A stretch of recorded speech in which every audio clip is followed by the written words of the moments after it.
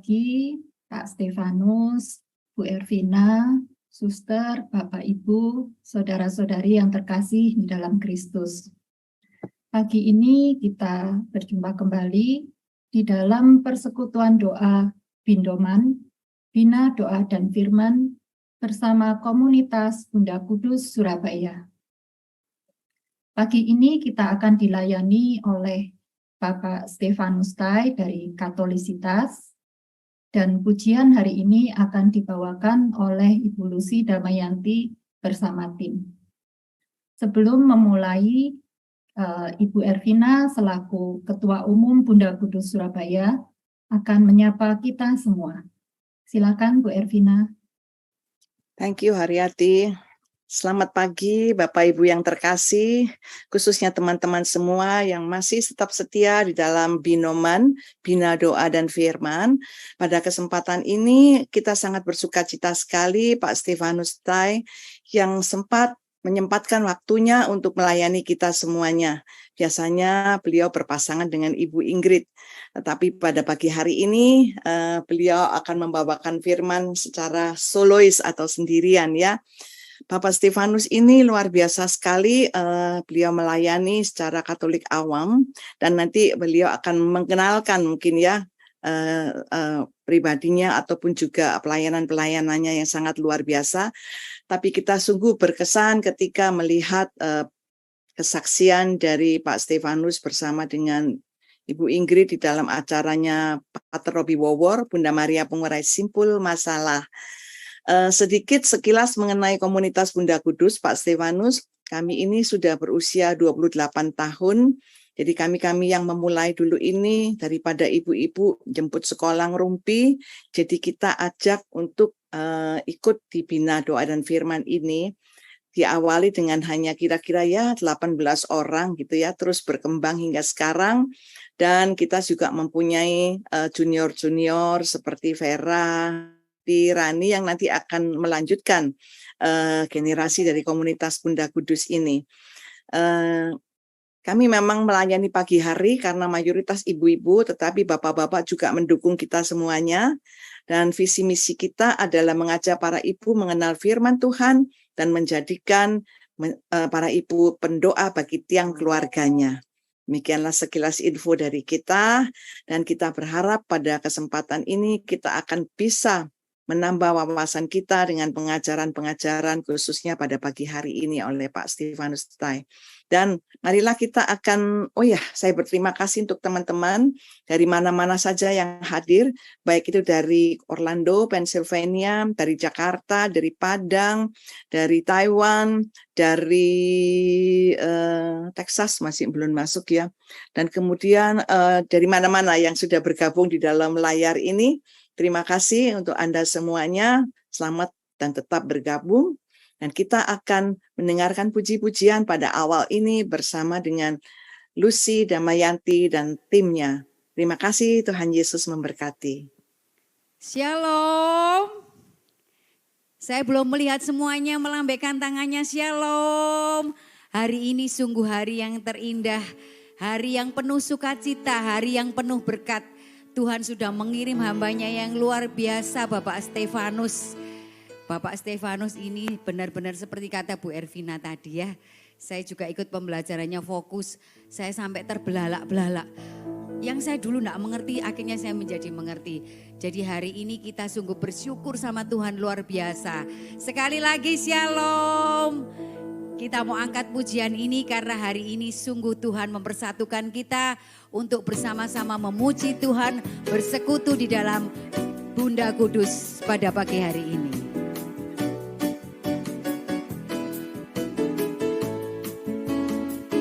Hari yang terindah ketika ku jumpa dengan Yesus yang menjadi kekasih hatiku. Walau banyak rintangan jalan yang di hadapan, kasih-Mu kini jadi kuatku. Sekali lagi katakan, hari yang terindah ketika ku jumpa dengan Yesus yang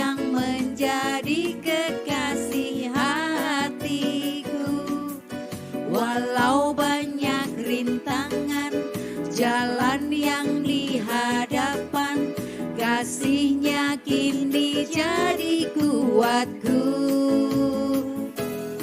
Hatiku ada cintanya, di hatiku ku cinta padanya, ku ingin selalu mendengar suaranya, bertumbuh dalam imanku padanya. Sekali lagi yuk kita katakan. Di hatiku ada cintanya, di hatiku ku cinta padanya, ku ingin selalu mendengar suaranya, bertumbuh dalam imanku padanya. Yuk kita ikutin gaya kita semua. Di hatiku ada cintanya. Sekali lagi. Di hatiku ku cinta padanya, ku ingin selalu mendengar suaranya, bertumbuh dalam imanku padanya. Bapak Ibu, Ibu-ibu, kalau hari ini sungguh hari yang terindah, mari kita sungguh-sungguh katakan bahwa hari ini adalah hari yang terindah yang Tuhan berikan kepada kita semua. Kita katakan sekali lagi dengan sungguh-sungguh hati.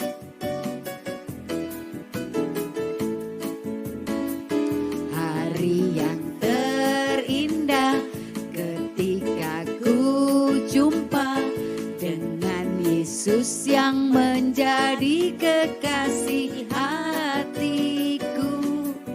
Walau banyak rintangan, jalan yang di hadapan, kasih-Nya kini jadi kuatku. Di hatiku ada cintanya, di hatiku ku cinta padanya, ku ingin selalu mendengar suaranya, bertumbuh dalam imanku padanya, bertumbuh dalam imanku padanya, bertumbuh dalam imanku padanya.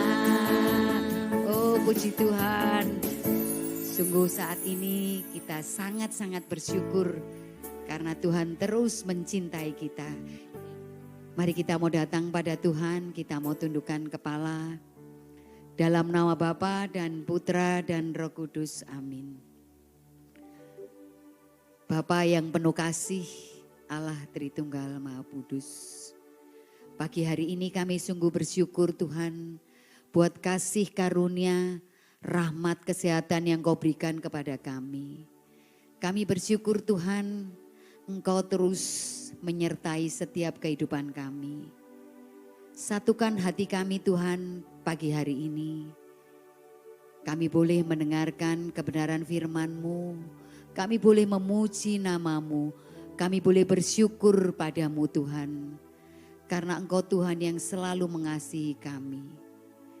Tuhan ajar kami terus untuk setia mendengarkan kebenaran firman-Mu. Karena firman-Mu adalah pelita bagi kaki kami dan terang bagi jalan kami. Tanpa mengenal firman Tuhan kami tidak mengenal Engkau. Biarlah Tuhan kebenaran firman-Mu yang boleh terus Kau ajarkan kepada kami. Bertumbuh, bertunas dan berbuah di setiap hati kami. Kami bersyukur Tuhan untuk komunitas Bunda Kudus ini. Biarlah Engkau terus hadir bersama kami dari awal, pertengahan hingga akhir acara ini. Berkaryalah Tuhan, tangan-Mu terus menyertai kami. Apapun saat ini keadaan kami Tuhan, Apapun kekurangan kami Tuhan, apapun persoalan kami, apapun pergumulan kami pagi ini Tuhan, kami mau letakkan di dalam tangan kuat kuasa-Mu. Dan kami hanya mau bersyukur dan terus bersyukur. Sebab Engkau Tuhan yang selalu baik, Tuhan yang mengasihi kami. Tuntun kami Tuhan, karena kami mengasihi-Mu dengan segenap hati kami. Ini syukur kami Tuhan, ini cinta kami kepadamu Tuhan.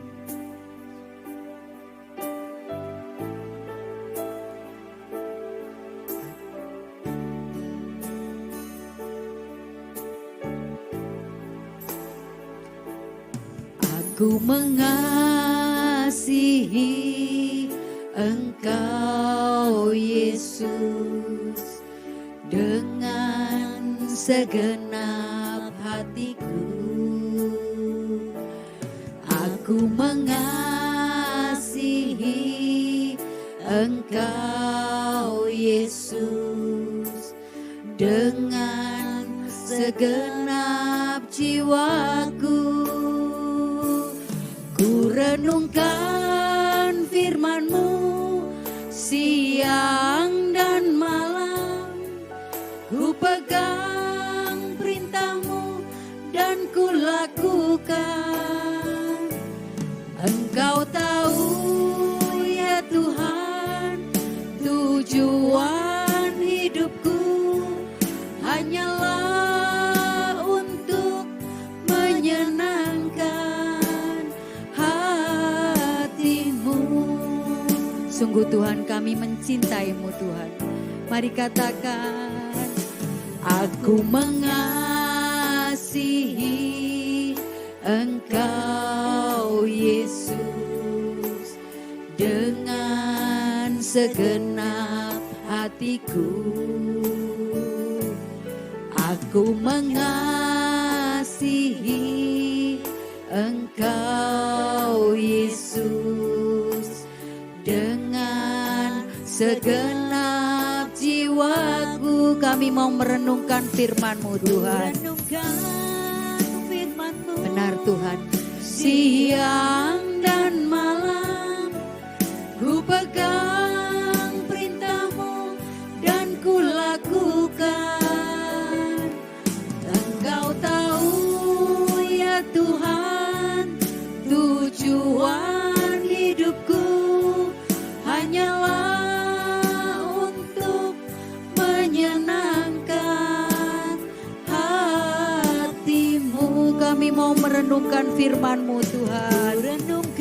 Benar Tuhan.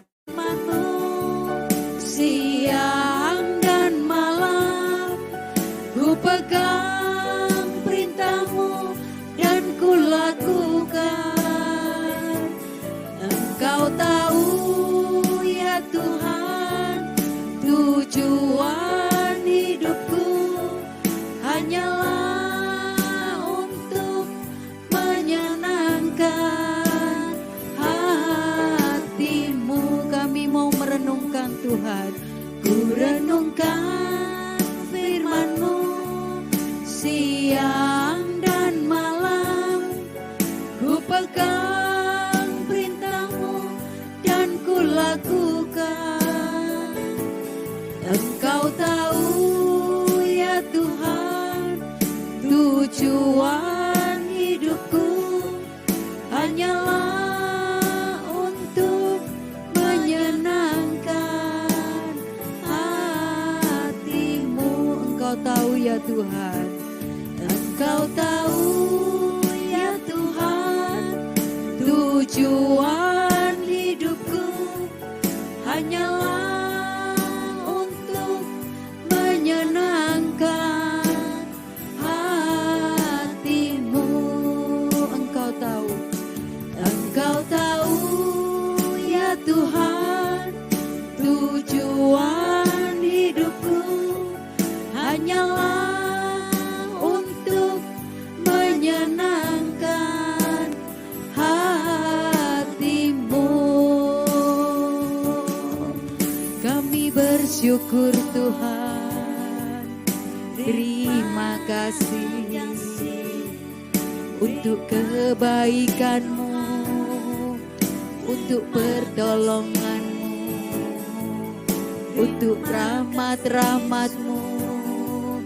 Kami bersyukur Tuhan, Kau sangat baik dalam hidup setiap kami. Kau menuntun langkah kami, Kau menjagai setiap kami. Terima kasih Tuhan untuk keluarga kami, untuk cinta kasih-Mu, untuk berkat-berkat-Mu. Kami bersyukur Tuhan, kami berterima kasih untuk lawatan-Mu, untuk firman-firman-Mu, untuk janji-janji setia-Mu. Kau menjagai kami. Kami bersyukur Tuhan, kami berterima kasih. Kau sangat baik dalam hidup kami. Terima kasih Tuhan untuk janji-janji-Mu. Kau melawat setiap kami, apapun keadaan kami. Terima kasih Tuhan, terima kasih. Kau sangat baik dalam hidup kami. Ini syukur kami Tuhan, sungguh kami bersyukur. Kau sangat baik, mencintai setiap kami. Terima kasih. Sungguh Tuhan, tak habis-habisnya kami bersyukur dan terus bersyukur. Apa yang tak pernah kami pikirkan, apa yang tak pernah kami lihat, apa yang tak pernah kami dengar, Engkau terus menyediakannya bagi kami. Terima kasih Tuhan. Saat ini kami mau menyembah-Mu lebih dalam lagi Tuhan. Karena tangan-Mu Tuhan selalu kami nantikan. Di setiap langkah kami, ku percaya Tuhan. Terima kasih Yesus. Karena firman-Mu sendiri berkata Tuhan, pertolongan-Mu tak pernah terlambat bagi kami Tuhan. Ini pujian sembah kami Tuhan.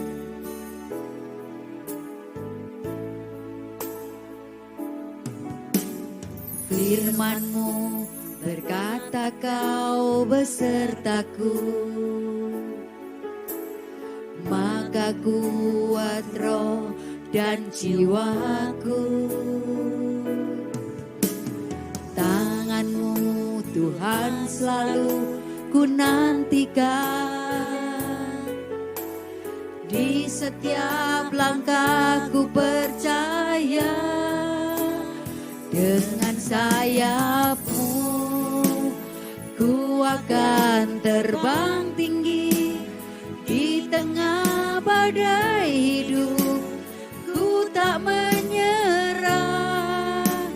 Kau kekuatan dan perlindungan bagiku. Pertolongan-Mu di tempat maha tinggi. Ku mengangkat tanganku, aku berserah. Kau ku nantikan, Kau yang ku sembah, Yesusku, Rajaku. Benar Tuhan, firman-Mu berkuasa atas setiap kami. Janji-Mu ya dan amin bagi kami Tuhan. Kuasa-Mu di dalam setiap firman-Mu menguatkan, mengubahkan setiap hidup kami. Firman-Mu Tuhan tak pernah habis Kau nyatakan di dalam setiap hidup kami. Karena firman-Mu telah menjadi manusia dan terus tinggal di dalam hati kami Tuhan.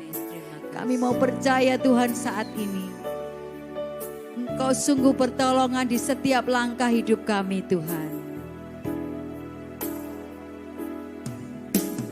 Firman-Mu berkata Kau besertaku, maka kuat roh dan jiwaku. Tangan-Mu Tuhan selalu ku nantikan, di setiap langkah ku percaya, dengan sayap-Mu ku akan terbang tinggi di tengah badai hidup. Ku tak menyerah, Kau kekuatan dan perlindungan bagiku. Pertolongan-Mu di tempat maha tinggi, ku mengangkat tanganku, aku berserah. Kau ku nantikan, Kau yang ku sembah, Yesusku, Rajaku. Kau ku nantikan, Kau yang ku sembah, Yesusku, Rajaku. Kau ku nantikan, Kau yang ku sembah, Yesusku, Rajaku.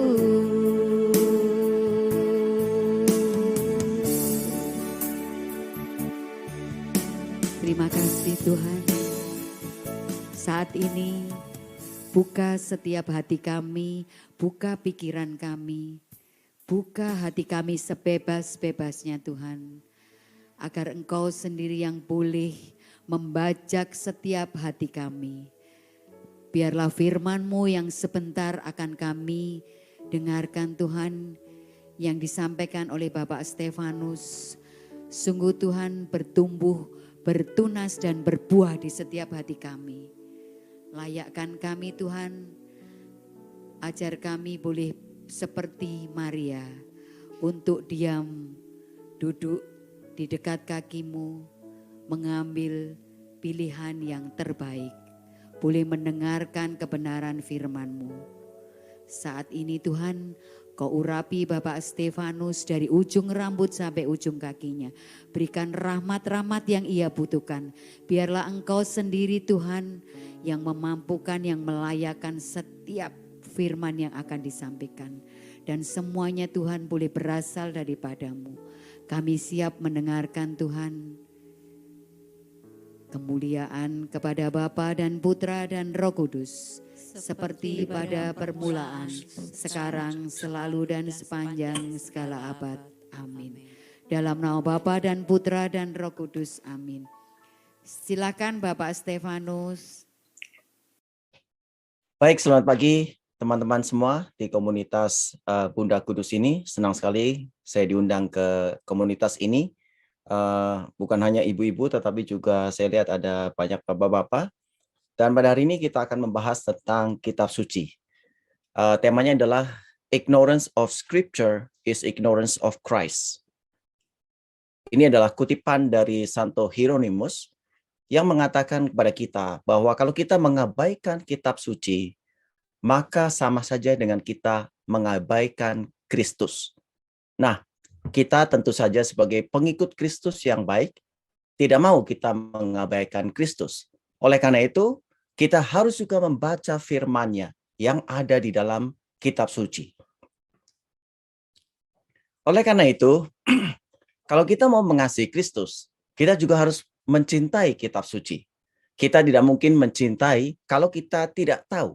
Oleh karena itu, kita harus mengetahui tentang kitab suci. Untuk mengetahui, saya memberikan 7 poin di dalam pertemuan ini.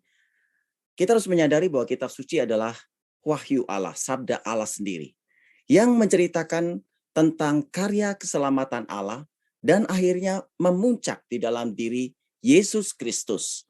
Dan kitab suci juga memberikan kepada kita pengetahuan supaya kita juga tahu bagaimana untuk menuju ke surga sebagai tujuan akhir kita. Dan kita jangan melupakan bahwa kitab suci tidak diturunkan oleh Tuhan langsung dari langit dan kemudian tiba-tiba ada seperti kitab suci yang kita kenal saat ini. Kita harus tahu bahwa kitab suci lahir dari rahim gereja. Oleh karena itu kita perlu mendengarkan apa yang dikatakan oleh gereja. Dan kemudian kalau kita tahu semuanya ini, maka kita harus dengan setia untuk merenungkannya. Kenapa? Kalau kita merenungkan kitab suci, maka kita sama saja dengan mendengarkan Allah berbicara kepada kita.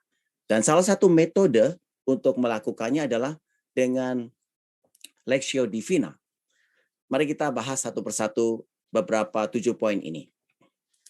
Baik, yang pertama, kitab suci adalah wahyu Allah sendiri. Kalau Allah mengasihi kita dan Allah mengasihi kita dengan sungguh, maka Dia tidak membiarkan kita mencari Allah dengan kekuatan kita sendiri. Allah tidak membiarkan kita untuk mencari-cari dengan pikiran kita sendiri. Kenapa? Karena pikiran kita sendiri bisa salah. Ada banyak orang pintar, ada banyak filosofer yang kemudian memberikan kesimpulan tentang Allah yang salah. Walaupun ada beberapa yang kemudian menemukan bahwa Allah itu ada. Contohnya seperti Aristoteles, ya. Kemudian dia juga sampai pada kesimpulan bahwa Allah itu baik, Allah itu benar, Allah itu indah, ya. Tetapi tidak semua mempunyai pengalaman dan kemudian akal budi seperti orang-orang yang pintar seperti ini. Oleh karena itu, karena Allah mengasihi kita, maka Dia tidak membiarkan kita untuk mencari sendiri. Allah oleh sebab itu Dia memberitahu siapa dirinya. Sama seperti kalau kita saling mengasihi, ya, semua pernah pacaran mungkin. Nah, pada waktu pacaran, maka kita memberitahu siapa diri kita sesungguhnya. Ya, walaupun mungkin pada awalnya hanya menceritakan yang baik-baik saja, tetapi semakin kita mengenal satu sama lain, maka kita tidak ragu lagi untuk memberitahu siapa diri kita sesungguhnya. Apa yang kita suka, apa yang kita tidak suka, apa hobi kita, apa tujuan kehidupan kita, apa prinsip-prinsip di dalam kehidupan, kita beberkan kepada orang yang kita kasihi. Nah, demikian juga dengan Allah. Allah memberitahukan kepada kita supaya kita tidak salah untuk menangkap siapa dirinya yang sebenarnya. Kenapa? Kalau kita salah menangkap siapa diri Allah, maka kita tidak bisa sampai ke surga. Ada orang yang mungkin salah, kemudian mengatakan, oh ya, ini mungkin batu ini kuat, mungkin pribadinya seperti batu ini, atau pohon yang kuat, atau matahari, ya. Nah, Allah tidak membiarkan kita mereka-reka siapa diri Allah. Oleh karena itu, cara Allah untuk memberitahu kepada kita siapa dirinya adalah lewat kitab suci, ya. Jadi Allah menyatakan dirinya di dalam perjanjian lama lewat perantaran para nabi, dan kemudian di dalam perjanjian baru Allah mengirimkan putranya untuk menyatakan siapa dirinya yang sesungguhnya. Oke, itu adalah poin yang pertama. Mudah-mudahan nanti di dalam sesi tanya jawab kita akan menggali lebih dalam lagi. Poin yang kedua, ketika Allah menyatakan siapa dirinya, itu bukan hanya seperti omong-omong yang tiada gunanya, tetapi Allah menceritakan karya keselamatannya. Bagaimana Allah ingin menyelamatkan manusia. Kita tahu di dalam kisah penciptaan, dan kemudian kita tahu ketika Adam dan Hawa jatuh di dalam dosa, maka sesungguhnya Allah sudah mempunyai cara untuk menyelamatkan Adam dan Hawa dan seluruh keturunannya. Itulah sebabnya kalau Allah membiarkan sesuatu yang jelek terjadi, maka Dia sesungguhnya mempunyai cara untuk mendatangkan kebaikan dari hal-hal yang kelihatannya jelek, hal-hal yang kelihatannya ada satu penderitaan. Nah, kita bisa belajar dari sini. Kita di dalam kehidupan mungkin mengalami ada banyak hal yang tidak menyenangkan, tapi percayalah bahwa Allah tetap terus berkarya. Kita bisa melihat di dalam karya keselamatan Allah. Bagaimana di dalam Perjanjian Lama ada 46 buku, Perjanjian Baru 27 buku, dan rentang penulisannya adalah 1.600 tahun. Ya. Dan bagaimana di dalam 1.600 tahun ini yang dikarang oleh 50 penulis, tentu saja ada Allah sebagai pengarang utama, dan semuanya ini menyatakan karya keselamatan Allah. Sesungguhnya begitu luar biasa. Dan kalau kita merenungkan, bagaimana mungkin ya dari semua buku-buku ini bisa mengerucut pada diri Kristus. Nanti poin yang ketiga. Karena Allah mempunyai rencana untuk karya keselamatan kita. Allah tahu, tanpa bantuannya, kita manusia tidak mungkin bisa menyelamatkan diri kita sendiri. Oleh karena itu, Allah menceritakan karya keselamatan yang ini di dalam kitab suci. Dia menuntun kita tahap demi tahap. Dia mengajarkan kepada kita tahap demi tahap. Ini yang disebut sebagai divine pedagogy. Nah, divine pedagogy ini sama seperti kita punya anak-anak. Ya. Anak-anak mulai dari kecil diajarkan hal-hal yang simpel terlebih dahulu. Kemudian kadang kalau dia bandel kita kita sabet sedikit gitu ya pantatnya. Kemudian kita kasih tahu oh ini salah gitu ya. Dan kemudian semakin besar kemudian kita mulai berbicara dari hati ke hati dengan anak kita. Itulah yang dilakukan oleh Allah. Maka kita melihat di dalam Perjanjian Lama kita mengatakan bahwa kok Allahnya berbeda gitu. Kenapa Allahnya terlihat begitu kejam gitu? Nah, ini adalah cara Allah untuk mendidik umat manusia. Awalnya kelihatan ada satu kayak tangan yang napok pantatnya, tetapi kemudian lama-kelamaan Allah kemudian menyatakan semuanya, terutama nanti rencana semua karya keselamatannya ini dinyatakan di dalam diri Yesus Kristus. Kemudian, poin yang ketiga adalah puncaknya adalah Yesus Kristus. Kalau kita renungkan, sesungguhnya ada begitu banyak nubuat tentang Yesus Kristus. Kita melihat di dalam kitab Kejadian, misalkan bab 3 ayat 15 ya. Di dalam kitab Kejadian ini, maka kita melihat bagaimana kemudian ketika Adam dan Hawa telah jatuh di dalam dosa, dan kemudian Allah mengatakan begini kepada ular ya yang telah menggoda Adam dan Hawa. Aku akan mengadakan permusuhan antara engkau si ular itu dan perempuan itu. Ya, perempuan itu siapa? Ada orang mengatakan Hawa. Tetapi sesungguhnya kalau kita melihat di dalam bahasa Inggris the woman itu adalah menceritakan tentang Bunda Maria, ya. Aku akan mengadakan permusuhan antara engkau ular dengan perempuan itu, antara keturunanmu dan keturunannya. Keturunan dari Bunda Maria itu adalah Yesus. Dia akan meremukkan kepalamu. Artinya meremukkan adalah menghabisi dia dan menghancurkan dominasi dosa. Dan engkau akan meremukkan tumitnya. Penghancuran dominasi dosa ini harus dibayar mahal oleh keturunan dari perempuan itu, yaitu Yesus Kristus, yaitu dengan penderitaan dan kematiannya di kayu salib. Jadi kita melihat dari kisah yang pertama, kitab Kejadian, Allah sudah merencanakan sedari asal mula bahwa Dia akan menyelamatkan umat manusia melalui putranya, yaitu Yesus Kristus. Oleh karena itu, setiap kali kita membaca kitab suci, maka kita selalu harus melihat Yesus Kristus sebagai fokus, sebagai puncaknya. Jadi kalau kita membaca tentang Perjanjian Lama, mungkin ada yang sudah selesai membaca kitab suci dari awal sampai akhir. Saya yakin kalau persekutuan doa biasanya banyak yang sudah katam ya dari awal sampai akhir. Tetapi kadang kita kebingungan.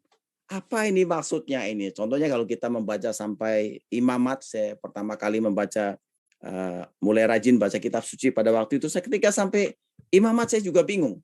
Kenapa harus Tuhan menceritakan persembahan ini, persembahan itu, dan segala macam. Nah, Gereja Katolik mengatakan salah satu membaca kitab suci haruslah kita melihat keseluruhan kitab suci. Dan kita harus melihat puncaknya Yesus Kristus. Jadi persembahan itu ingin menceritakan bahwa nanti di dalam perjanjian baru akan ada persembahan yang berkenan di hadapan Allah. Dulu persembahannya adalah seperti ini, ya, tidak sempurna, tetapi akan datang satu saat di mana persembahannya adalah putranya sendiri yang berkenan di hadapan Allah. Nah, dari sini kita melihat bahwa oh ya, puncaknya adalah Yesus Kristus. Demikian juga kalau kita melihat misalkan tentang penyeberangan Laut Merah. Bagaimana mereka kemudian diselamatkan dari penjajahan bangsa Mesir. Nah, ini menceritakan apa? Menceritakan tentang sakramen baptis. Karena dengan sakramen baptis sesungguhnya kita diselamatkan dari belenggu dosa melalui Kristus. Jangan lupa bahwa Rasul Paulus mengatakan bahwa baptisan adalah mati bersama dengan Kristus dan kemudian kita akan dibangkitkan bersama dengan Kristus. Nah, dari sini kita melihat bahwa keseluruhan kitab suci sesungguhnya memuncak di dalam diri Yesus Kristus. Oleh karena itu, jangan skip perjanjian lama. Ya, kenapa? Kalau kita skip perjanjian lama, bayangkan bahwa di dalam kitab suci ini 2/3 ini adalah perjanjian lama. Kalau kita skip perjanjian lama, maka kita tidak tahu background ceritanya. Ya, sama saja kita ya memang ada satu tokoh utama yaitu Yesus Kristus. Tetapi kalau kita mengasihi tokoh tersebut, kita ingin tahu cerita sebelum-sebelumnya. Kalau ada satu tokoh gitu, papanya siapa sih?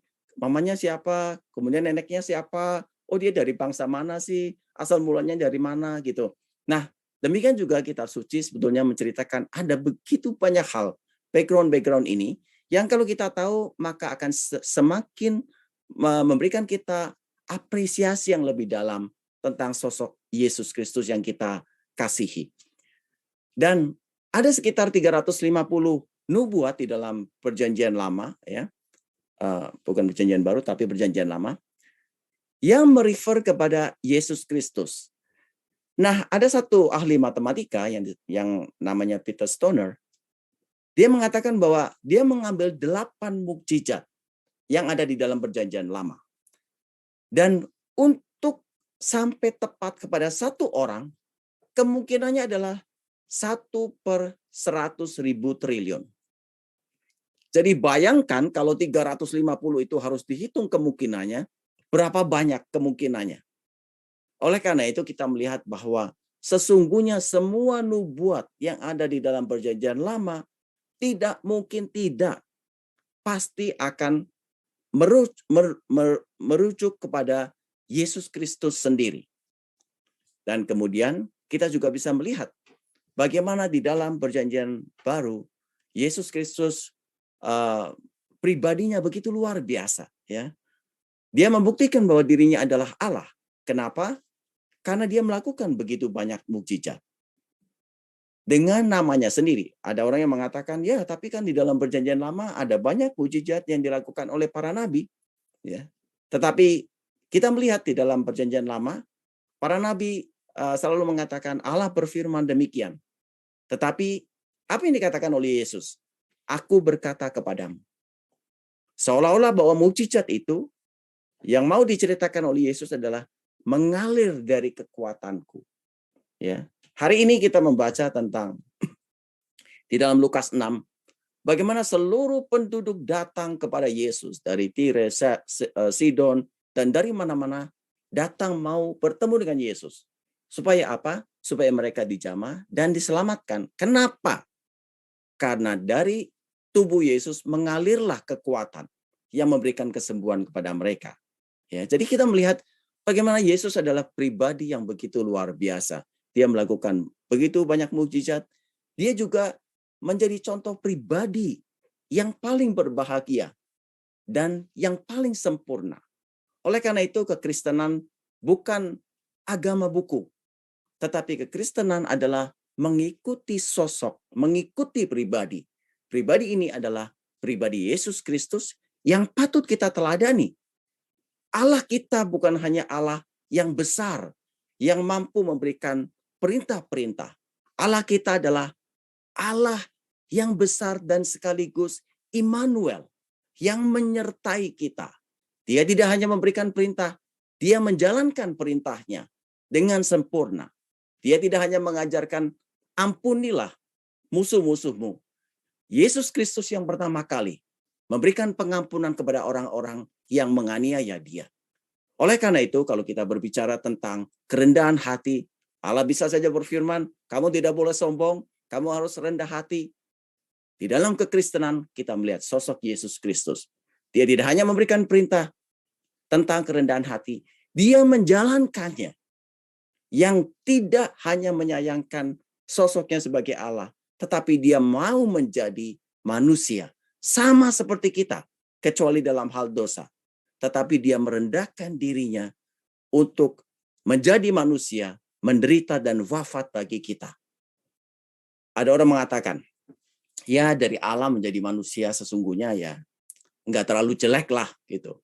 Tetapi sesungguhnya dari Allah pencipta menjadi manusia, ciptaan itu lebih jelek daripada manusia menjadi cacing.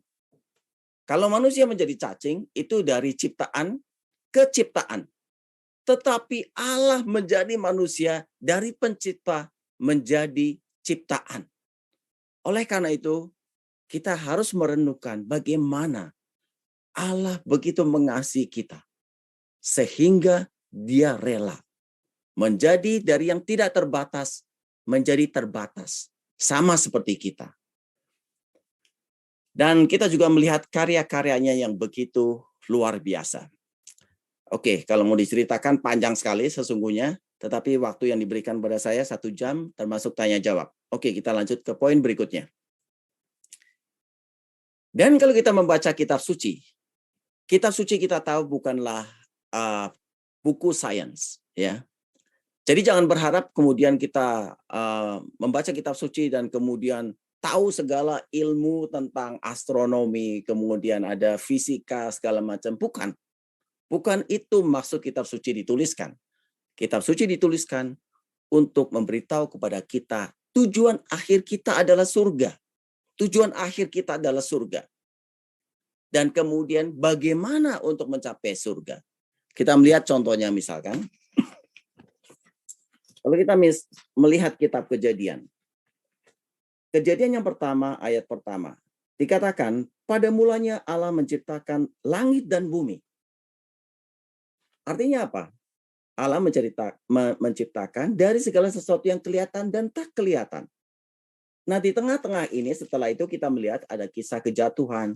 Allah berbicara melalui para nabi tentang karya keselamatan Allah. Dan sampai pada akhirnya, kalau kita melihat kitab Wahyu, di bagian akhir, maka di ayat bab 21, ayat 1, dikatakan demikian. Lalu aku melihat langit yang baru dan bumi yang baru. Ini adalah tujuan akhir kita, yaitu surga. Jadi dari kitab Kejadian yang 1 ayat 1, menceritakan pada mulanya Allah menciptakan langit dan bumi. Kemudian lewat karya keselamatannya, diceritakan di dalam kitab Wahyu 21 ayat 1, Allah kemudian menuntun kita kepada langit yang baru dan bumi yang baru. Jadi dari sini kita melihat bahwa kitab suci bukan buku untuk sains, ya buku matematika, tetapi lebih kepada buku yang bisa menuntun kita ke surga. Nah, di dalam buku ini kita jangan juga kemudian memegang satu ayat dan melupakan yang lain. Ya, ini juga penting ya bagi kita umat Katolik. Jangan sampai kemudian kita mengatakan kita diselamatkan. Kenapa? Coba lihat di dalam Roma 10 ayat 10 misalkan. Kita lihat di Roma 10 ayat 10. Dikatakan demikian. Karena dengan hati orang percaya dan dibenarkan. Dan dengan mulut orang mengaku dan diselamatkan. Oke, that's it. Kalau begitu saya percaya langsung dibenarkan. Kemudian saya mengaku, maka kemudian saya diselamatkan. Dan that's it, saya tidak mungkin kehilangan keselamatan. Nah, ini hanyalah satu ayat. Ada banyak ayat-ayat yang lain. Oleh karena itu kita sebetulnya harus tahu ya bagaimana untuk menginterpretasikan kitab suci. Salah satunya harus melihat keseluruhan kitab suci. Oleh karena itu kita harus tahu bahwa rahmat itu memegang peranan penting karena segala sesuatu mulai dari rahmat Allah. Allah yang berinisiatif terlebih dahulu untuk menjangkau kita. Kalau kita ada di kalau orang misalkan ada di sumur gitu ya, jatuh ke dalam sumur, dia tidak bisa ngapa-ngapain ya. Karena terlalu tinggi jaraknya, terlalu dalam. Dia tidak bisa menyelamatkan dirinya sendiri. Dia hanya bisa diselamatkan kalau ada orang di atas sana mengulurkan talinya atau memberikan tangannya dan kemudian menarik kita. Demikian juga keselamatan. Kita yang ada di dalam sumur yang dalam tidak mungkin menyelamatkan diri sendiri, tetapi Allah yang memulainya dengan rahmatnya, di mana rahmatnya mengalir dari penderitaan dan kemudian kematian Yesus di kayu salib. Oleh karena itu kita harus tahu pentingnya rahmat. Dan kemudian kita harus tahu bahwa pentingnya iman. Karena tanpa iman tidak mungkin seseorang bisa berkenan kepada Allah. Di dalam Ibrani 11 ayat yang ke-6. Dan juga di dalam Galatia dijelaskan bahwa iman ini harus bekerja melalui kasih. Jadi kita melihat pentingnya kasih.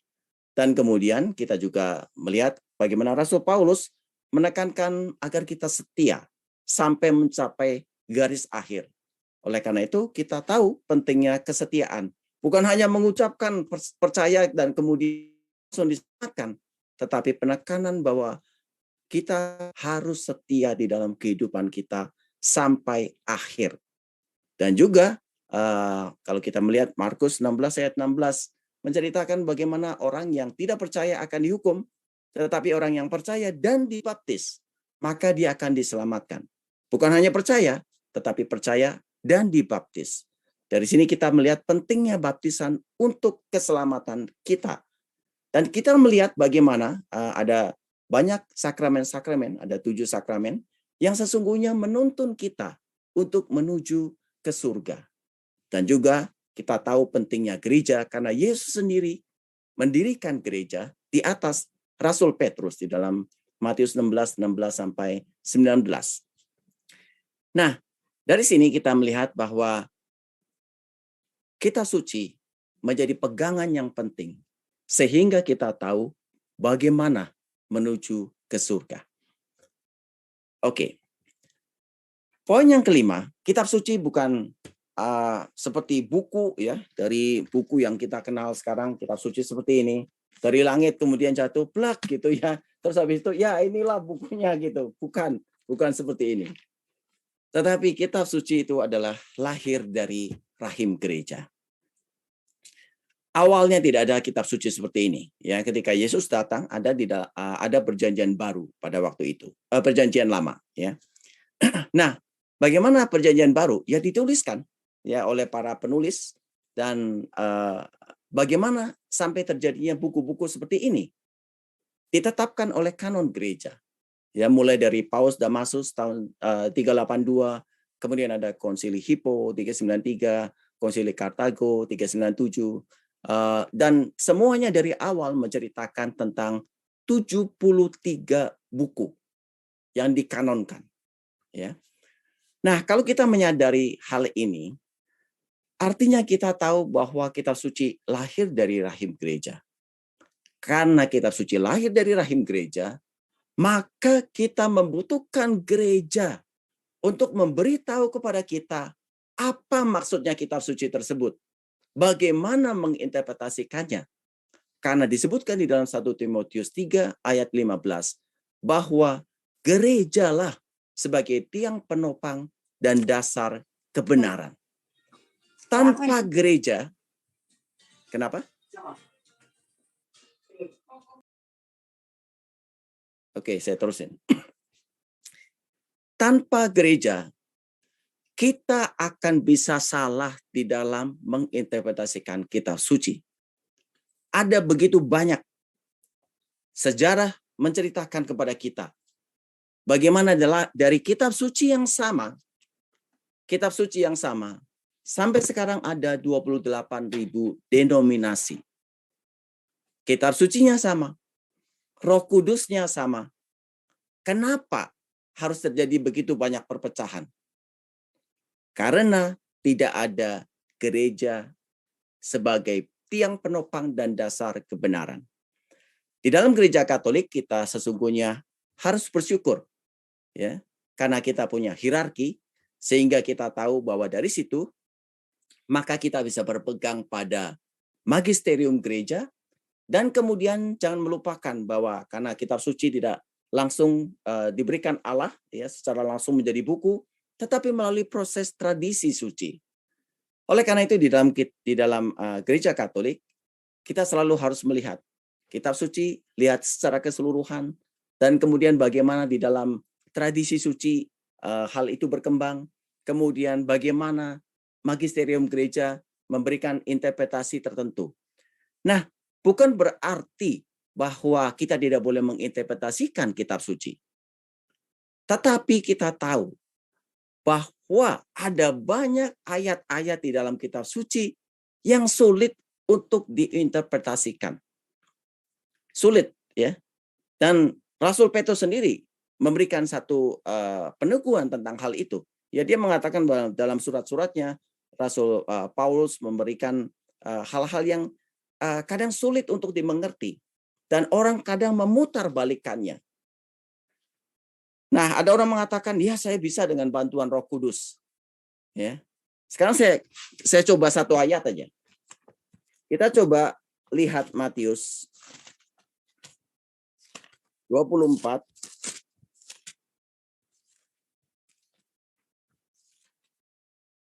ayat 36. Ya. Dikatakan seperti ini. Tetapi tentang hari dan saat itu, ini adalah tentang akhir dunia, hari kiamat. Tetapi tentang hari dan saat itu, tidak seorang pun yang tahu. Malaikat di surga tidak, dan anak pun tidak. Hanya Bapa sendiri. Nah, kalau kita diminta untuk menginterpretasikan kitab suci seperti ini, ayat ini dari Matius 24 ayat 36, kesimpulannya anak itu atau Yesus Kristus tahu nggak kapan akhir dunia? Siapa yang bilang tahu?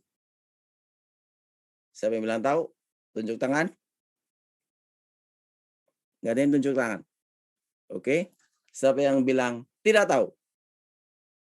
Ada? Ada. Ya. Kalau kita diminta untuk menginterpretasikannya, ada orang yang mengatakan kitab suci ya dan amin. Oleh karena itu dikatakan anak tidak tahu, maka saya berpegang anak juga tidak tahu. Yesus Kristus tidak tahu. Siapa di sini yang mengatakan bahwa Yesus adalah Tuhan? Siapa yang percaya bahwa Tuhan tahu segala sesuatu? Nah, kalau Yesus adalah Tuhan dan Yesus tahu segala sesuatu, kenapa dia tidak tahu hari dan saatnya? Nah, kita kan jadi bingung.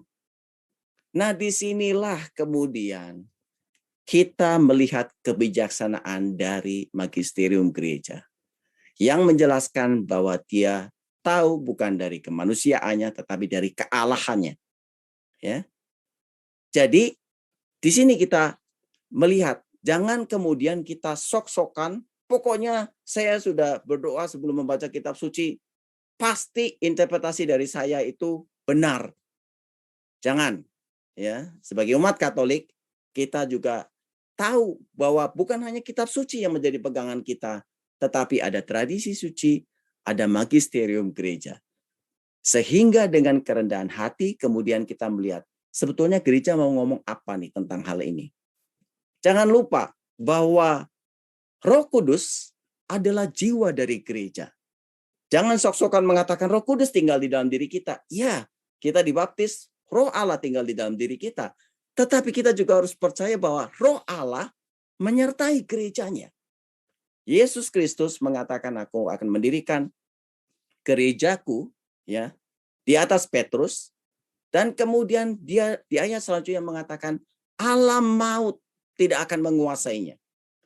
Itu adalah janji Yesus Kristus. Jadi kita harus percaya bahwa Roh Kudus akan tetap menyertai gereja dan alam maut tidak akan menguasainya. Jadi sekali lagi, kitab suci lahir dari rahim gereja. Mari kita juga menghargai, mencintai gereja yang didirikan oleh Kristus sendiri untuk menjaga warisan iman ini. Supaya kita jangan sampai sesat. Ada orang mengatakan, ya pokoknya dengan kitab suci aja cukup. Kalau cukup, kenapa terjadi banyak perpecahan? Kalau cukup, bayangkan kalau orang misalkan ada pertandingan sepak bola. Ya. Mungkin nggak ada satu pertandingan yang teratur, ya, kalau tidak ada wasit? Sudah tahu kan semua aturannya untuk bermain bola? Ya sudah, kamu main aja gitu. Nah, siapa yang bisa menentukan itu offside atau tidak? Harus ada wasitnya. Siapa yang bisa menentukan pengajaran kamu salah, pengajaran kamu benar? Gereja di dalam hal ini bertindak, ya, untuk menjaga warisan iman ini supaya gereja bisa mewariskan apa yang disabdakan oleh Kristus, kebenaran yang diberikan oleh Kristus dari satu generasi ke generasi berikutnya dengan murni. Ya. Oke, poin berikutnya.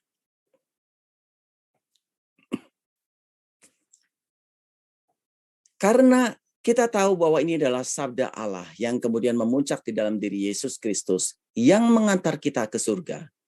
Oleh karena itu kita harus merenungkannya. Ya. Santo Agustinus mengatakan bahwa ketika kita berdoa, kita berbicara kepada Allah. Tetapi ketika kita membaca kitab suci, merenungkan kitab suci, sesungguhnya kita mendengarkan Allah bersabda kepada kita. Jadi jangan cuma sama seperti kita punya orang yang kita kasihi, jangan kita yang ngomong terus, ya. Tetapi kita membiarkan orang yang kita kasihi berbicara kepada kita.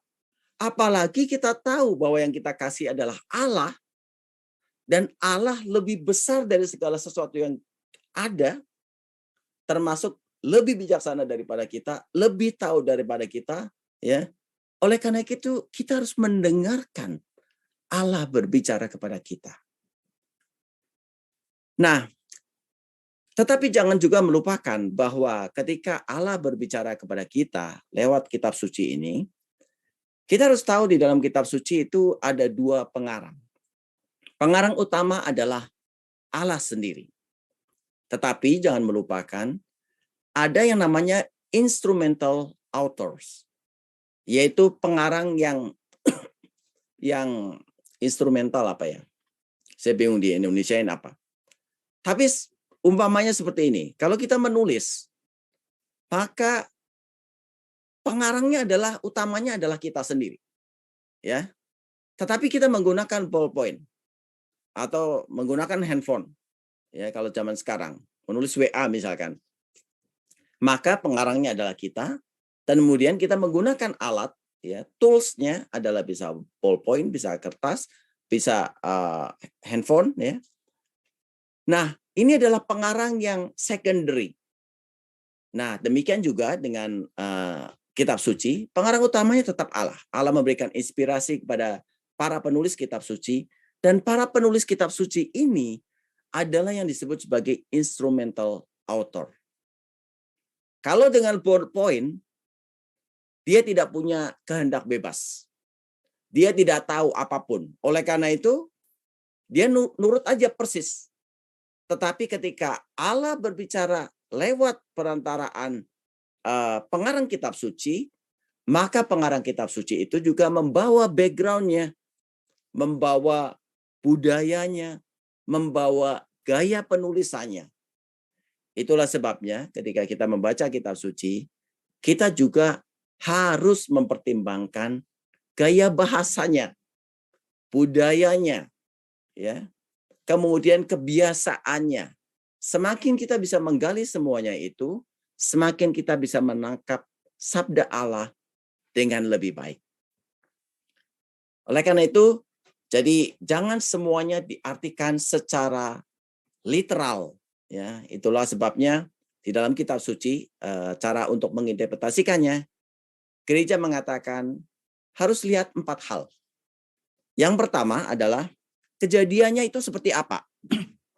Misalkan kejadiannya adalah apa? Penyeberangan Laut Merah. Ya, oke, kita terima penyeberangan Laut Merah. Tetapi Allah tidak berbicara hanya dengan tulisan itu, tetapi juga lewat kejadiannya yang mempunyai arti spiritual. Ada arti spiritualnya. Nah, arti spiritualnya apa? Yang pertama, itu juga mengajarkan iman kepada kita. Ya, bisa dihubungkan dengan iman. Sebagai contoh misalkan, penyeberangan Laut Merah dihubungkan dengan iman adalah apa? Ini adalah menceritakan tentang baptisan. Dengan baptisan, maka kita yang ada di dalam belenggu dosa, sama seperti bangsa Israel, ya, berada di dalam belenggu dosa bangsa Mesir, kemudian menyeberangi Laut Merah, dan kemudian diselamatkan. Kalau kita dibaptis, maka kita diselamatkan dari belenggu dosa iblis, dan kemudian kita menjadi milik Allah. Artinya, menceritakan tentang iman. Ya, ini yang disebut sebagai arti alegori. Dan kemudian, jangan melupakan juga bahwa kitab suci menceritakan bagaimana supaya kita bisa sampai ke surga. Oleh karena itu, menceritakan tentang tujuan akhir kita yaitu surga. Di dalam kasus baptisan, maka kita melihat bahwa dengan baptisan, maka kita bisa diselamatkan. Jadi ini adalah arti anagogis. Dan kemudian jangan melupakan bahwa untuk sampai ke surga, kita harus juga bertindak sesuai dengan apa yang diinginkan oleh Kristus. Oleh karena itu juga kitab suci menceritakan tentang moralitas. Ya, apa yang harus kita lakukan? Ya, di dalam hal ini ya kita juga harus mau ya untuk mengikuti kehendak Tuhan, ya, mau berjalan sampai akhirnya kita mau dibaptis. Nah, ini adalah 4 hal yang harus kita ingat di dalam menginterpretasikan kitab suci. Dan jangan melupakan bahwa di dalam 2 Timotius 3 ayat 16, kitab suci itu baik untuk mengajar, ya, untuk menyatakan kesalahan, memperbaiki kelakuan dan mendidik orang di dalam kebenaran. Tentu saja di dalam prakteknya, jangan juga kita kemudian sok hafal kitab suci, kemudian orang lagi susah, kamu sih karena kamu berdosa, kitab suci ayat ini dan ini mengatakan demikian. Nah, jangan seperti itu, ya. Karena pertama kali adalah untuk diri kita sendiri. Setelah itu, kemudian kita bisa terapkan kepada orang lain, tetapi harus kita ceritakan dengan hormat dan lemah lembut. 1 Timotius 3 ayat 15 mengajarkan bahwa kita harus siap sedia untuk mempertanggungjawabkan iman kita, tetapi dengan hormat dan lemah lembut. Kita tidak boleh kemudian karena sudah tergabung di dalam persekutuan doa, banyak ayat-ayat hafal, langsung kemudian tas-tos ayat atau adu ayat kemudian sampai akhirnya terjadi perselisihan. Kenapa? Karena ayat-ayat kitab suci. Wah, ini nggak mutu banget ya. Jadi pertama kali coba kita aplikasikan untuk diri kita sendiri. Setiap kali kita mau mengajar, tentu saja kita bisa melihat pada kitab suci, ya, apa yang diajarkan yang tercantum di sana. Kita juga bisa melihat kalau ada satu kesalahan yang kita lakukan, misalkan contohnya saya kurang sabar gitu. Nah, kemudian kita membaca kitab suci, oh ya, kasih itu sabar. Padahal pengajaran dari Kristus yang pertama kali adalah kasih. Nah, oleh karena itu, kemudian kita melihat bahwa oh, saya telah salah, ya, di dalam kehidupan saya, di dalam peristiwa ini saya salah. Oleh karena itu kita harus bertobat. Jadi kitab suci baik juga untuk menyatakan kesalahan yang kita lakukan. Pernah satu saat ketika saya hidup bersama dengan sepupu Ingrid waktu mengambil teologi, anak-anak itu biasa untuk membaca kitab suci, ya. Dari orang tuanya itu malam-malam itu sebelum tidur biasanya orang tuanya baca, kadang kami juga membacakan, dan mereka terbiasa, ya. Contohnya misalkan apa itu buah-buah roh, ya. Dan mereka bisa menyebutkan love, joy, peace, patience, kindness, goodness, faithfulness, gentleness, and self-control gitu. Nah, pengendalian diri ya. Nah, kalau mereka berantem ya, mamanya kemudian mengatakan, kamu berantem begini. Kira-kira kamu itu melanggar apa sih dari buah-buah roh? Mereka kemudian mengatakan dengan malu-malu self-control, ya, pengendalian diri. Kemudian mereka memperbaiki ya, mereka akhirnya saling memaafkan gitu ya. I forgive you gitu. I'm sorry, I forgive you. Satu sama lain akhirnya mereka hug each other. Nah, ini dari hal-hal yang kecil dan anak kecil juga bisa diajarkan seperti ini ya. Jadi bisa menyatakan kesalahan, juga bisa memperbaiki kelakuan ya. Ada banyak hal yang bisa kita lihat di dalam kitab suci yang kita tahu bahwa oke, saya harus berubah ya. Pernah satu saat saya mengajarkan kepada anak baptis kami. Nah, salah satu anaknya namanya Nicholas. Karena dia takut itu kalau ke bawah gitu, ke basement kan agak gelap biasanya. Terus saya bilang, Nicholas, you don't need to be afraid. Kamu nggak usah takut. Because you have Jesus in your heart. Kamu punya Yesus di dalam hatimu. Nah, akhirnya dia berani turun gitu. Nah, suatu saat kakaknya yang paling besar, Andrew namanya, dia juga agak takut ke bawah karena agak gelap. Nah, apa yang dikatakan oleh Nicholas? Nicholas mengatakan, Andrew, you don't need to be afraid, yeah, because you have Jesus in your heart. Jadi bayangkan anak umur 6 tahun kemudian bisa mengatakan kepada kakaknya bahwa you don't need to be afraid because Jesus is in your heart. Artinya apa? Bahwa hal-hal yang kecil yang tercantum di dalam kitab suci sesungguhnya begitu tajam ya. Sehingga Rasul Paulus mengatakan ini seperti tajam gitu ya. Yang bisa mengajarkan kepada kita bagaimana kita harus berjalan untuk menuju sampai pada tujuan akhir. Oleh karena itu, kita sebagai apalagi anggota persekutuan doa seperti ini, kita harus rajin untuk membaca dan kemudian merenungkan kitab suci. Kalau kita tidak mau membacanya, bayangkan kalau kita pacaran, kita sama sekali tidak mau membaca surat-surat yang dia buat. Apa rasanya orang yang dikasih oleh kita? Kalau ada di dalam grup nih seperti ini, nggak mau baca WA-nya, mau WA nulis apa saja saya cuek gitu. Boro-boro baca, boro-boro merenungkan, lihat pun saya tidak. Apa perasaan orang lain? Bayangkan Allah sudah memberitahu kepada kita siapa dirinya. Apa yang dia inginkan. Bagaimana kita harus menuju kemana supaya bisa bersatu dengan Allah. Kalau kita tidak mau membacanya, percuma kita mengatakan bahwa kita mengasihi Allah. Kenapa? Bukti dari kita mengasihi Allah adalah menjalankan perintahnya. Salah satu paling simpel adalah kita tahu terlebih dahulu perintahnya itu apa. Yaitu ada di dalam kitab suci. Jadi step pertama adalah kita harus mau membaca, merenungkannya, sehingga kitab suci itu seperti menjiwai kehidupan kita. Mewarnai kehidupan kita. Baik, poin yang terakhir. Salah satu caranya yang selalu direkomendasikan oleh gereja, termasuk juga oleh Paus Emeritus Benediktus ke-16 di dalam satu ensikliknya tentang kitab suci Sabda Allah, dia mengatakan bahwa metodenya adalah Lectio Divina. Lectio adalah bacaan, Divina adalah ilahi, bacaan ilahi.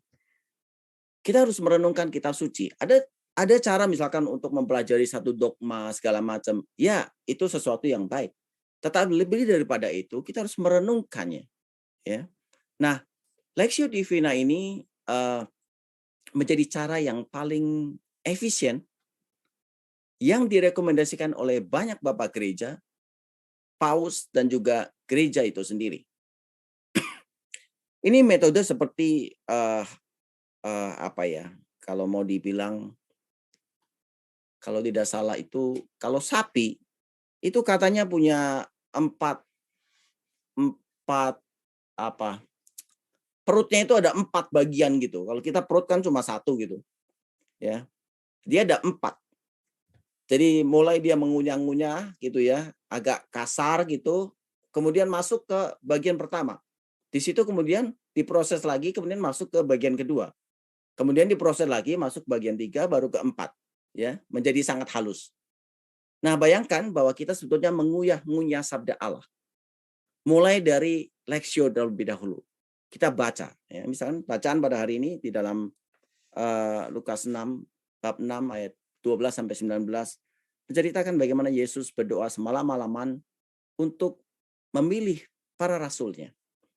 Ya.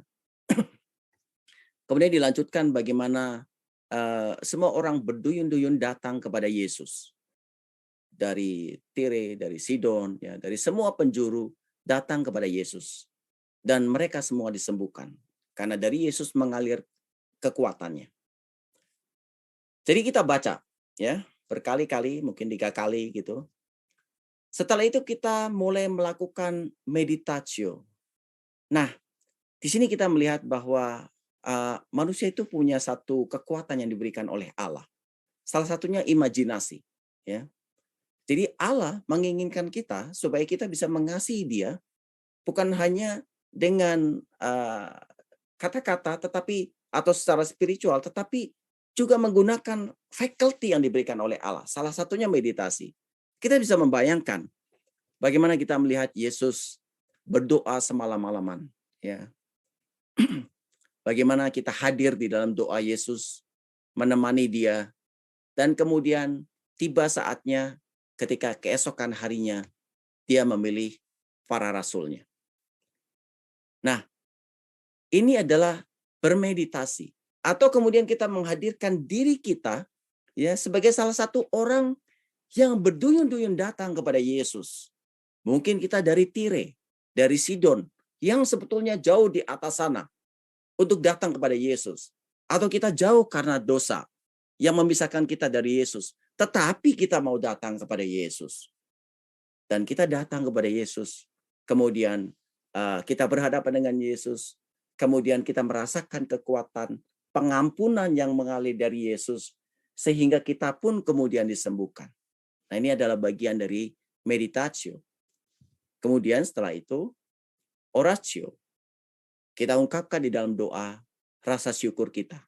Terima kasih Tuhan, karena Engkau juga telah memilih aku sebagai murid-Mu. Sama seperti 2000 tahun yang lalu, Engkau telah memilih para rasul. Atau juga terima kasih karena telah menyembuhkan aku yang telah jauh daripadamu, dan kemudian aku datang dan Engkau memberikan pengampunan kepadaku. Ini adalah oratio. Dan kemudian contemplatio. Contemplatio adalah mengkontemplasikan dari sabda Allah yang tadi, kemudian kita renungkan sepanjang hari. Kalau kita permenungannya adalah kita diberikan pengampunan oleh Yesus, mungkin pada waktu hari itu, kok ada orang yang jengkelin sekali pada hari ini. Dan kemudian kita ingat, tadi kita baca bagaimana kita juga mendapatkan pengampunan dari Yesus, maka kemudian kita mengatakan, saya juga mau mengampuni orang ini. Ya, ini adalah bagian dari contemplatio. Atau misalkan kita mengingat bagaimana Allah sudah memilih kita, sama seperti Yesus juga memilih 12 rasul. Kadang, aduh hari ini kok males sekali Tuhan untuk melayani. Kemudian kita ingat,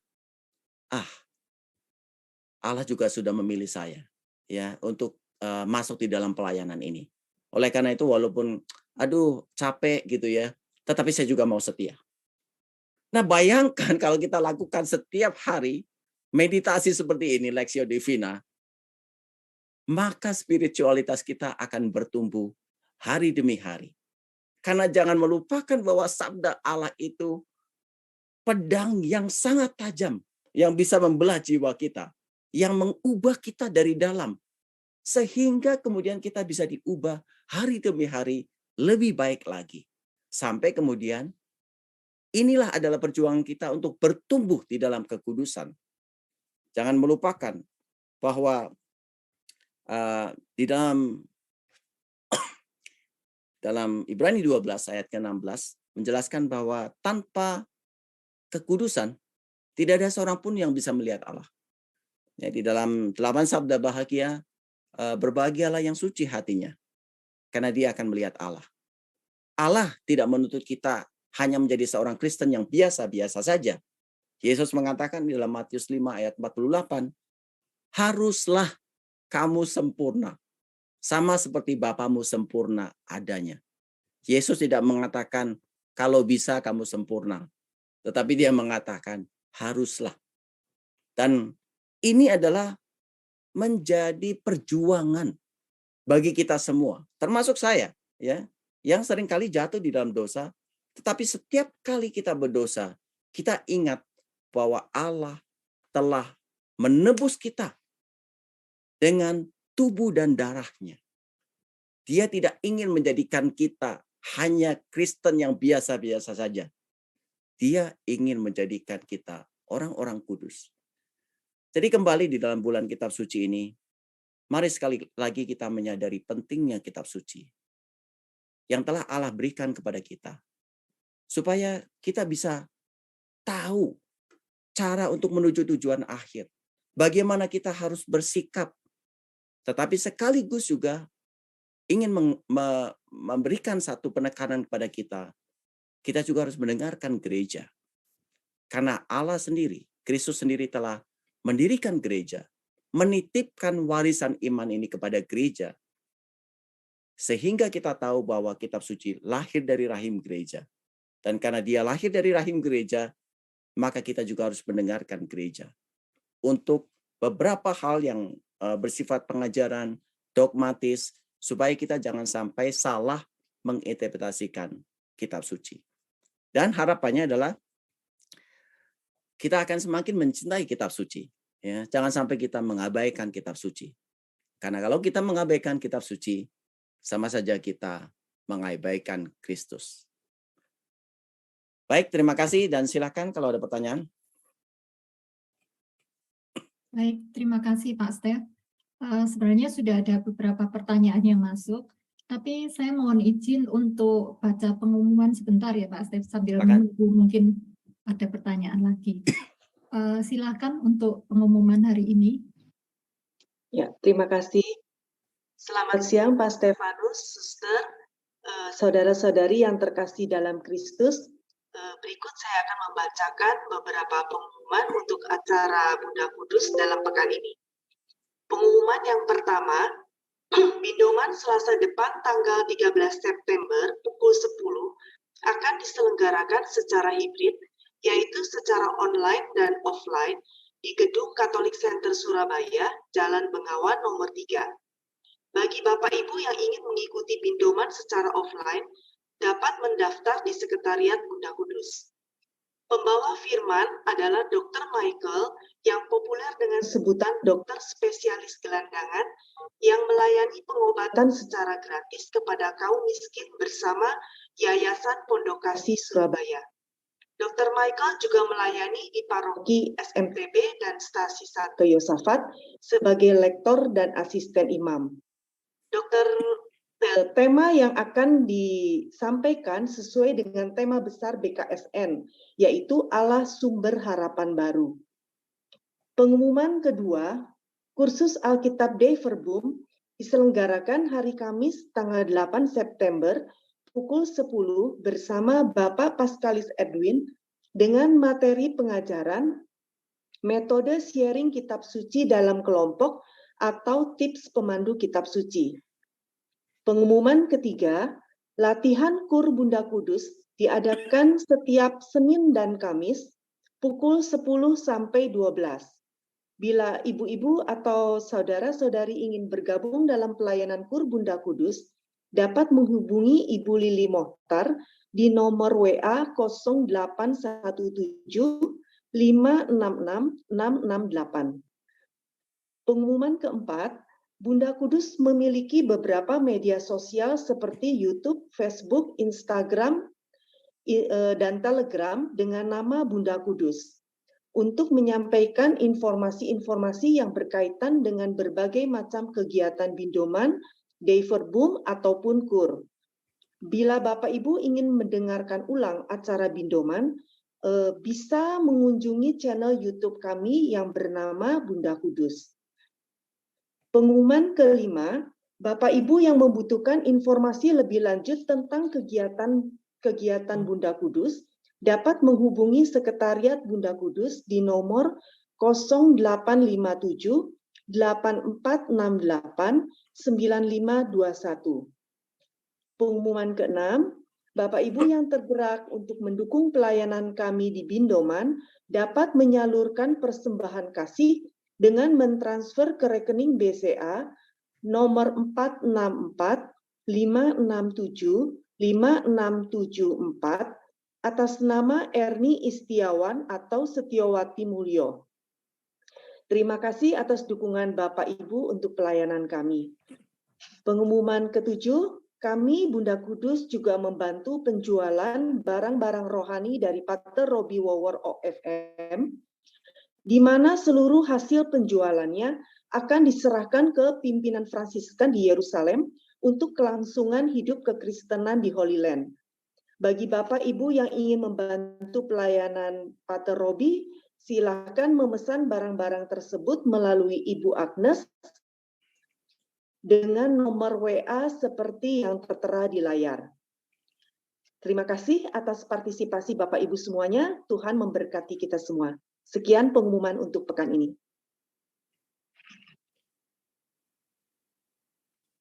Baik, terima kasih Debbie. Pak Stef, saya izin untuk membacakan pertanyaan yang sudah masuk. Yang pertama, bagaimana para ahli kitab pada zaman dahulu menentukan mana yang sesuai dengan iman gereja atau benar-benar dituntun oleh Roh Kudus? Karena begitu banyak kitab yang ditulis pada masa itu, tapi pada akhirnya tidak semua masuk dalam buku Alkitab yang ada sekarang ini. Ya, ini pertanyaan yang baik sekali. Bayangkan kalau misalkan kita lahir pada zaman itu, ada begitu banyak Injil, ya. Nah, kita kalau disuruh milih, mana sih Injil yang otentik? Kita akan bingung, ya. Oleh karena itu, salah satu parameternya adalah apakah semua tulisan-tulisan ini sering dikutip oleh para bapak gereja? Itu menjadi salah satu parameter. Apakah ayat-ayat tersebut di dalam Injil tersebut sudah diajarkan oleh para bapak gereja? Jangan melupakan bahwa para bapak gereja adalah saksi yang otentik dari pengajaran Kristus. Kita melihat misalkan dari Rasul Yohanes. Rasul Yohanes punya murid, ya. Kemudian muridnya ini juga punya murid-murid yang lain. Kalau semuanya ini sering mengutip, ya, dari Injil-Injil, misalkan Matius, Markus, Lukas, Yohanes, maka kita tahu bahwa ini adalah pengajaran yang otentik, Injil yang otentik, buku yang otentik dibandingkan dengan Injil-Injil yang lain, walaupun menceritakan tentang mukjizat Yesus yang begitu luar biasa. Ya, pegang tanah kemudian jadi burung misalkan. Ada Injil-Injil yang menceritakan seperti itu. Tetapi dipandang oleh gereja bukan otentik karena dia tidak pernah dikutip oleh para bapak gereja. Nah, di sini kita melihat bahwa tradisi suci, ya, ini memegang peranan penting. Ya, sebetulnya kitab suci juga bagian dari tradisi suci yang dituliskan. Nah, dari sini kita punya satu penghormatan kepada para bapak gereja yang memang mau dibilang dia lahir lebih dekat dengan sumbernya. Kalau misalkan kita ada kejadian nih, misalkan satu kecelakaan. Ada orang mengatakan, ya, saya dengar dari ibu saya. Karena ibu saya itu hadir pada waktu itu. Ini saksi A. Ada lagi saksi B mengatakan, ya, saya dengar dari ibu saya, tetapi ibu saya dengar dari neneknya. Neneknya itu lahir ada di luar pulau, kemudian neneknya itu dengar dari tetangga, tetangganya itu dengar dari papanya itu dengar dari neneknya. Nah, kira-kira lebih dipercaya saksi A atau B?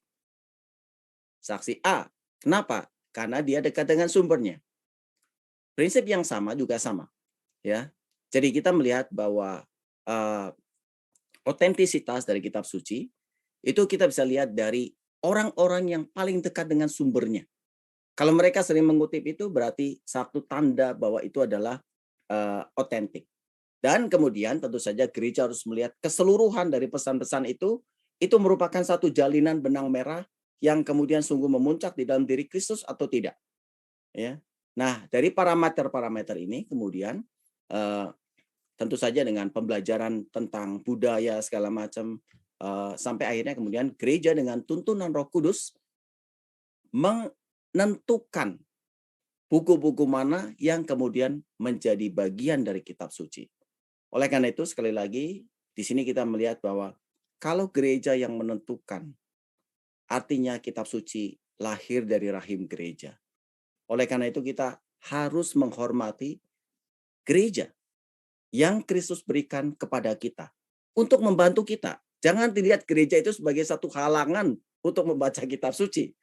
Gereja ada, Kristus dirikan untuk membantu kita supaya kita bisa lebih mengerti sabdanya, supaya kita tahu batasan-batasannya seperti apa, sehingga kemudian kita bisa sampai ke surga seperti yang diinginkan oleh Kristus. Ya. Oke.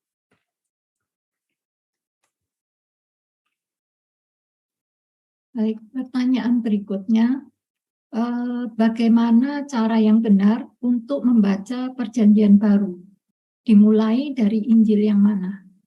Ada yang mengatakan Injil Lukas yang terdiri dari 24 bab sangat baik bila dibaca awal Desember, 1 hari 1 bab, sehingga saat Natal tiba kita bisa lebih mengerti dan memahami makna kelahiran Yesus. Mohon pencerahan dari Pak Steve. Terima kasih. Semua dari mana membaca kitab suci itu baik. Yang lebih baik lagi adalah konsistensi. Ya. Jadi cara apapun bisa dilakukan. Sebagai contoh ini di chatting juga ada membaca kitab suci itu gimana gitu. Apa harus urut dari Perjanjian Lama mulai dari kitab Kejadian. Saya mengusulkan bacalah kitab Perjanjian Baru terlebih dahulu.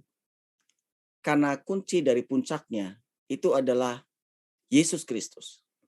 Oleh karena itu kita harus menangkap figur Yesus Kristus terlebih dahulu. Nanti setelah itu, setelah kita tahu, membaca tahu figur Yesus Kristus dari mana? Lukas, karena dia seorang dokter, dia tulisannya sangat sistematis, sangat detail. Kalau kita mau lihat detail kejadiannya, kita bisa baca Lukas. Tetapi kalau kita mau baca secara sekilas apa yang dilakukan oleh Yesus Kristus, karya-karyanya lebih brief, ya, lebih singkat, ya kita baca Markus. Ya. Kalau kita mau melihat kaitannya dengan Perjanjian Lama, ya custom-nya segala macam, maka kita bisa baca Matius. Nah, ini adalah Injil sinoptik yang menceritakan ada banyak kejadian yang sama. Tetapi jangan melupakan bahwa karya Yesus bukan hanya sekedar menyembuhkan ini, menyembuhkan itu, mukjizat ini, mukjizat itu. Tetapi kita harus menangkap pribadinya. Nah, pribadinya ini keluar sekali di dalam Injil Yohanes. Jangan melupakan bahwa Injil Yohanes mengatakan dia adalah murid yang dikasihi oleh Yesus. Tidak mengherankan bahwa Yohanes bisa menangkap pribadi Yesus dengan lebih detail, dengan lebih personal. Karena dia menerima Maria di rumahnya. Mungkin Maria menceritakan tentang Yesus Kristus. Siapa yang lebih mengenal seorang anak lebih daripada ibunya? Tidak ada. Bunda Maria yang paling mengenal Yesus. Pribadinya seperti apa? Oleh karena itu tidak mengherankan bahwa Yohanes yang telah menerima Bunda Maria di rumahnya, dia juga bisa menangkap pribadi Yesus secara lebih personal. Jadi, kembali lagi, yang penting adalah konsistensi. Kita mau mulai dari Matius boleh, Markus, Lukas, Yohanes, dan kemudian disusul dengan yang lain. Baru kita masuk ke Perjanjian Lama. Artinya pada saat kita membaca Perjanjian Lama, kemudian mata kita sudah dibuka nih. Pada waktu kita membaca kitab Kejadian 3 ayat 15. Siapa ini yang bisa menghancurkan dominasi dosa? Oh, Yesus Kristus. Tetapi dia harus membayarnya dengan penderitaan dan kematiannya. Maka di situ dikatakan bahwa si setan ini akan meremukkan tumitnya. Atau kemudian kita membaca di kitab Imamat tentang segala kurban Kita juga membaca di dalam kitab Keluaran bagaimana diperlukan kurban untuk menyelamatkan yang anak-anak sulung bangsa Israel. Siapa yang bisa menyelamatkan? Anak domba. Siapa ini anak domba yang kemudian harus dikurbankan? Ini menggambarkan Yesus Kristus sebagai anak domba, bukan hanya anak domba tetapi anak domba Allah. Dia yang tidak bercela. Kenapa diharuskan di dalam perjanjian lama? Harus 1 tahun, tidak bercela. Karena menggambarkan Yesus Kristus yang tidak bercela. Ini adalah korban yang sesungguhnya yang sudah direncanakan oleh Allah dari semula. Nah, kita tidak bisa menangkap semua hal ini kalau kita tidak tahu perjanjian baru. Dan kemudian kita tidak bisa menghubungkan antara yang lama dengan yang baru. Ya, kira-kira seperti itu. Tetapi kalau mau tahu secara persis cara menginterpretasikannya, ya memang harus ikut kursus. Oke. Baik, terima kasih Pak Stef. Sungguh firman hari ini yang dibawakan Pak Stef memberi kita tambahan motivasi agar kita semakin dekat dengan kitab suci, semakin dekat dengan Kristus. Baik, sebelum mengakhiri pertemuan hari ini, mohon Pak Stef memimpin kami untuk doa penutup ya. Setelah itu akan dilanjut dengan pujian penutup. Silakan. Dalam nama Bapa dan Putra dan Roh Kudus. Amin. Tuhan, terima kasih. Karena Engkau telah memberikan kitab suci yang lahir dari rahim gereja kepada kami. Sehingga kami tahu jalan menuju kepadamu. Menuju persatuan di dalam kehidupan abadi di dalam kerajaan surga. Bantu kami ya Tuhan. Berikan kerinduan di dalam hati kami. Kerinduan untuk membaca kitab suci. Untuk merenungkannya. Sama seperti Bunda Maria. Yang selalu merenungkan sabdamu. Merenungkan sang sabda itu sendiri. Yaitu Yesus. Bantu kami untuk meneladani Bunda Maria. Supaya kami juga dapat merenungkan sang sabda. Di dalam hati kami, setiap hari. Bantu kami untuk mencintai sabdamu. Sehingga kami dapat melakukan apa yang kau inginkan di dalam kehidupan kami. Ambil semua penghalang di dalam hati kami. Sehingga sabdamu dapat juga tumbuh di dalam hati kami seperti di dalam tanah yang gembur. Yang dapat menghasilkan buah-buah yang limpah. Kami juga bersyukur kepadamu ya Tuhan, karena Engkau telah memberikan gerejamu yang kudus, sehingga kami ada di dalamnya, dan dapat menimba dari sumber ini, sehingga kami dapat bertumbuh di dalam kekudusan. Bantu kami untuk semakin mengasihi Engkau ya Tuhan. Semuanya ini kami naikkan demi Kristus pengantara kami. Amin. Dalam nama Bapa dan Putra dan Roh Kudus. Amin. Amin. Terima kasih Pak Stef.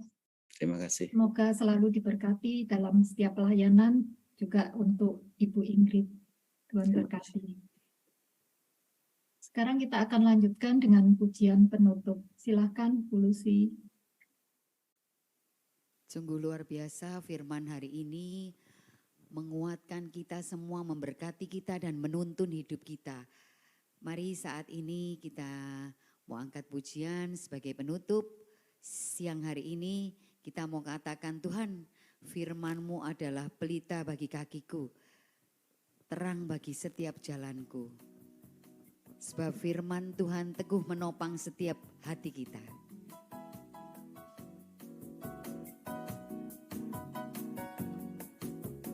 Firman-Mu Tuhan, berita bagi kakiku,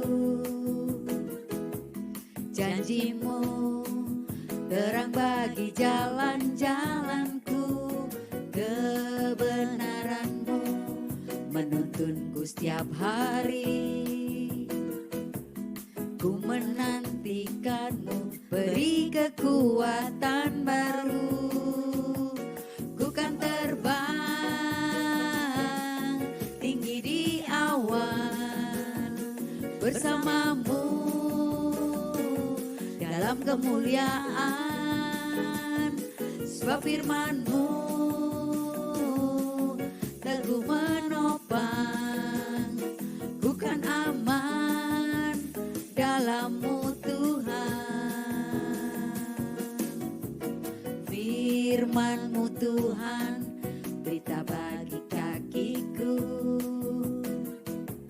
janji-Mu terang bagi jalan-jalanku, kebenaran-Mu menuntunku setiap hari. Ku menantikan-Mu, beri kekuatan baru, ku kan terbang tinggi di awan bersama-Mu dalam kemuliaan. Sebab firman-Mu teguh menopang, ku kan aman dalam-Mu Tuhan. Sekali lagi, ku kan terbang tinggi di awan bersama-Mu dalam kemuliaan. Sebab firman-Mu teguh menopang, ku kan aman dalam-Mu Tuhan. Ku kan aman dalam-Mu Tuhan. Ku kan aman dalam-Mu Tuhan. Ku kan aman dalam-Mu Tuhan. Terima kasih Bapak Ibu semua yang dikasihi Tuhan dan mengasihi Tuhan. Terima kasih khusus untuk Pak Steve. Sampai jumpa lagi Selasa depan. Tuhan Yesus memberkati. Amin. Terima Terima kasih kasih. Pak Stefanus. Terima kasih semuanya. Thank you Lucy, Alfon, Pak Agus, dan semua teman-teman. Terima Tuhan kasih, Yesus. Bu Vera. Terima kasih, Jevina. Terima kasih, Pak Stef. Ya. Terima kasih. Sampai Selasa depan. Bye. Yuk. Terima kasih. Pamit ya. Maaf, Lucy ya.